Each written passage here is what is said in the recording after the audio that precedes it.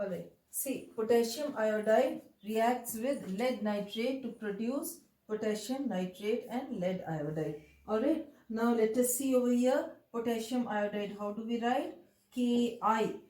Ki reacts with lead nitrate. So it is PbNO3 whole twice. Ki reacts with lead nitrate and it produces potassium nitrate. So it produces KNO3, 2KNO3, alright, and lead iodide.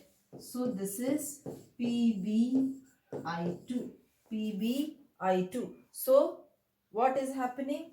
K is interchanging with nitrate and Pb is interchanging with iodide. So that is, we will call this as double displacement. Now two displacements are taking place, so we will write it as double displacement reaction.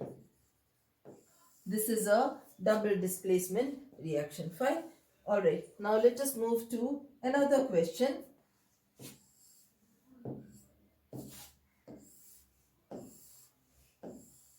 Third question. This is a 2018 question, that decomposition reactions require energy either in the form of heat or light or electricity. For breaking down the reactants, write one equation each for the decomposition reaction where energy is supplied in the form of heat, light or electricity. Alright, so first let us see when energy is supplied in the form of heat. So heat, what do we call? We call it as thermal decomposition. You have got many reactions for thermal decomposition. Thermal decomposition, what reactions you have in your book, I'll mention that. That is, say, lead nitrate.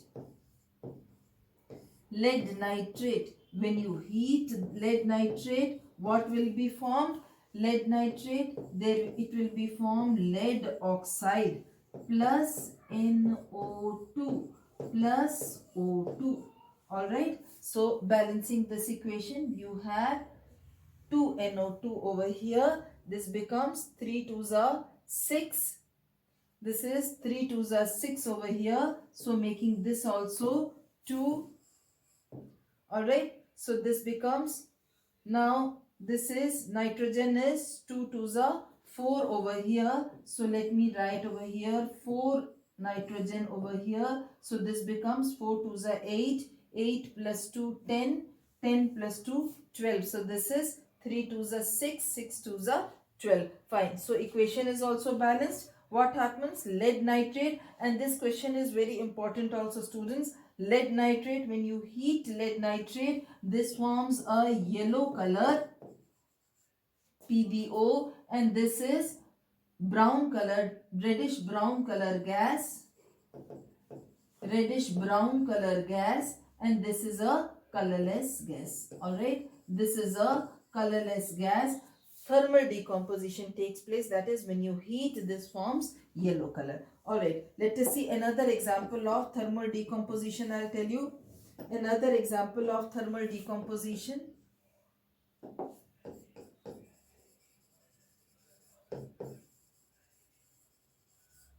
For your benefit, I am telling you two examples. Thermal decomposition. Another example I am telling you, that is when you heat FeSO4.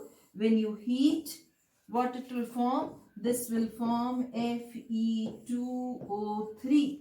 Fe2O3 plus this will form SO2 plus SO3. You can see oxygen of this side we have got 8 and this side also we have got 6 plus 2 8. So equation is also balanced. And Fe2O3, you know, this is the rust what we are seeing. This has got reddish brown color rust.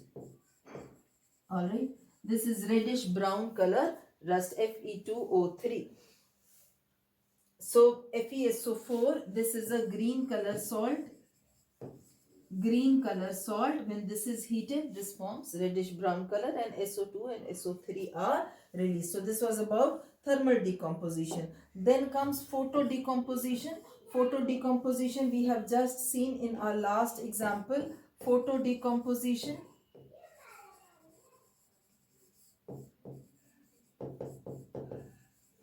Photo decomposition, that is when AgCl, this is kept in sunlight, then this will form Ag plus Cl2. Alright, Ag plus Cl2. The same thing happens when AgBr is kept in sunlight, then also this will form Ag plus Br2. The last one, that is with electrolysis. Alright, third is electrolysis. So when electrolysis,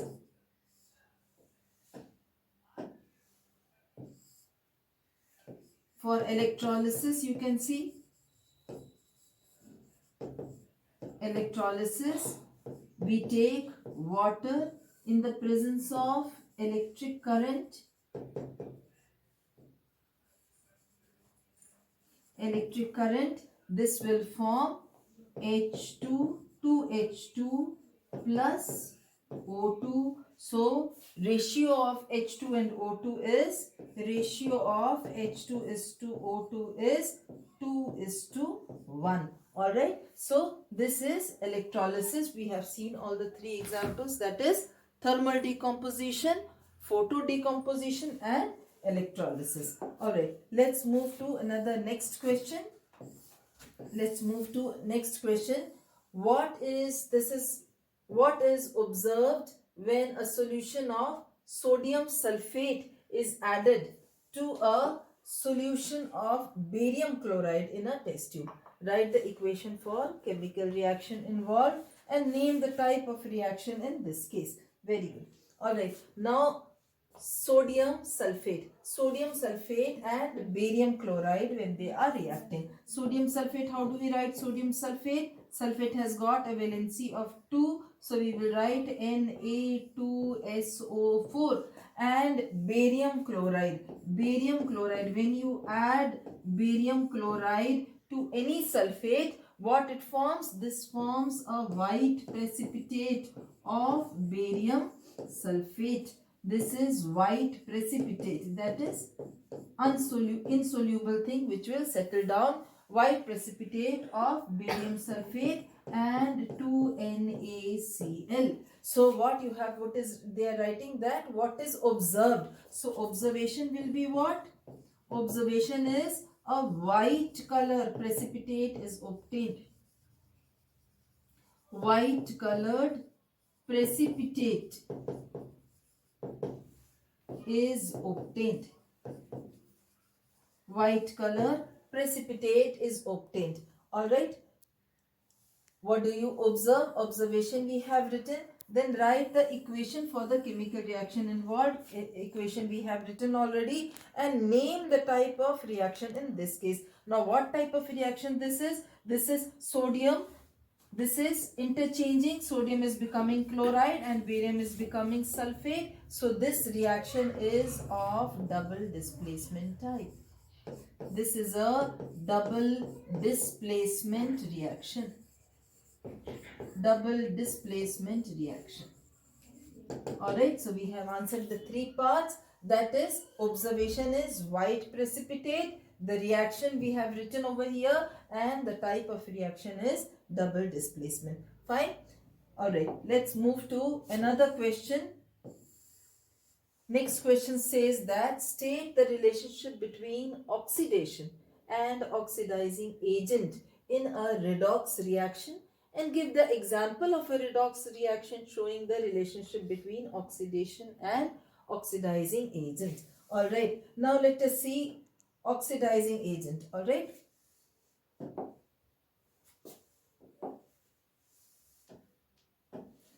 Now let us see it with an example. What example we can cite? We can take copper oxide. Copper oxide, and we will now pass water over, hydrogen over it. Alright, when you pass hydrogen over copper oxide, then what will happen? This copper will get reduced to copper and H2 will get oxidized to H2O. H2 will get oxidized to H2O. Now let us see what we can write, that this copper oxide, this is getting reduced. So this is reduction is taking place. And over here, this is oxidation is taking place. Alright, this is oxidation is taking place, and over here reduction is taking place. So first is they are asking relationship between oxidation and oxidizing agent. Now oxidation is taking place for hydrogen. Now who is oxidizing? Who is oxidizing? This hydrogen is getting oxygen from copper oxide. So copper oxide itself, it is getting reduced, but this is also behaving as a oxidizing agent.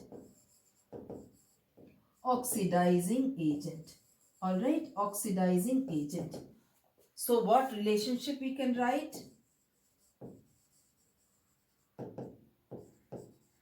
Ship between oxidation and oxidizing agent. What relationship we can get? Write that the substance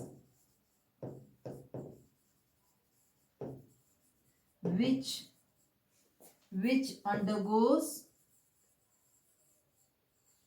oxidation,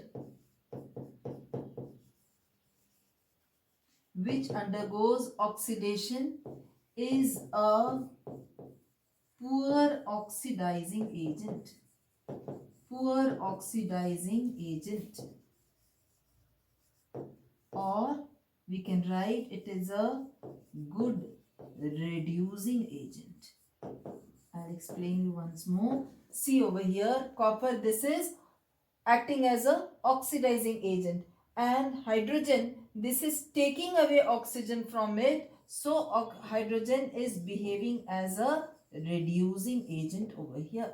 Hydrogen is reducing the copper, so hydrogen is a poor oxidizing agent and it is a good reducing agent over here. So that's what we have written, that the substance which undergoes oxidation, hydrogen is undergoing oxidation, it is a poor oxidizing agent over here. Oxidizing agent is copper oxide, it is a good oxidizing agent, so this becomes poor oxidizing agent, or it is a good reducing agent, that is, it is reducing it. I hope it is clear. Alright, let's move to next question now. A solution of ferrous sulfate in water is colorless. This is a multiple choice question type. So you have to write that a solution of ferrous sulfate in water, whether it is colorless, blue, light green or brown. So solution of ferrous sulfate, it is a green color salt. Ferrous sulfate is a green color salt and its solution is light green. So the right option is C, that is, it is a light green color salt. Alright, moving to the next question now.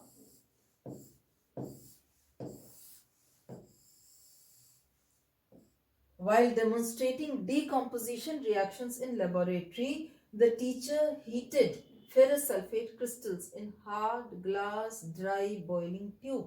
What change in color of ferrous sulfate crystals will you observe? Alright, now this I had just explained you. See, ferrous sulfate,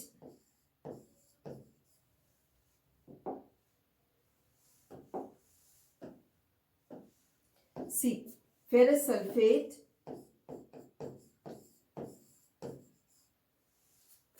while demonstrating decomposition, laboratory teacher heated ferrous sulfate crystals in dry glass boiling tube. Alright, so ferrous sulfate, this is a light green color.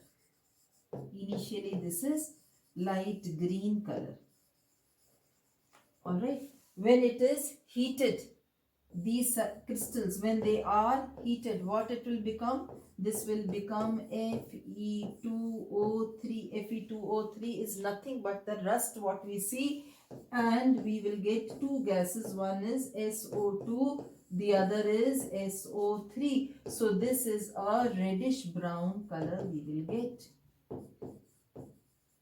Alright, so the observation is what change in color of ferrous sulfate crystals we will see. We will see that from light green this has changed to reddish brown.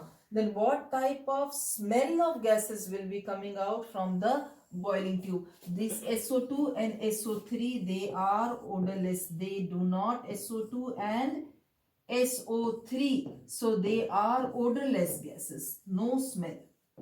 Odorless gases, so no smell will be observed. No smell will be observed.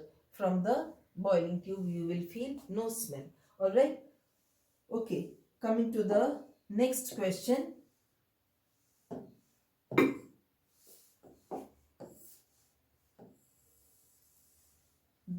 In electrolysis of water, why is the volume of gas collected over one electrode double than that of the gas collected over the other electrode? Alright. So when we are doing electrolysis of water, H2O, how do we do the electrolysis? We pass current. Electrolysis. This is done in the presence of an acid, that is H plus ions, and when you do electrolysis the products are 2H2 and O2. Alright, so on one electrode you will be getting H2, on the other electrode you will be getting O2. From the balanced chemical equation you can see that we are getting 2 volumes of H2 and 1 volume of O2. So what will the reaction, what will the answer be? What is observed? That is, on one electrode the gas is double the gas is collected over the other electrode. That is, in these gases,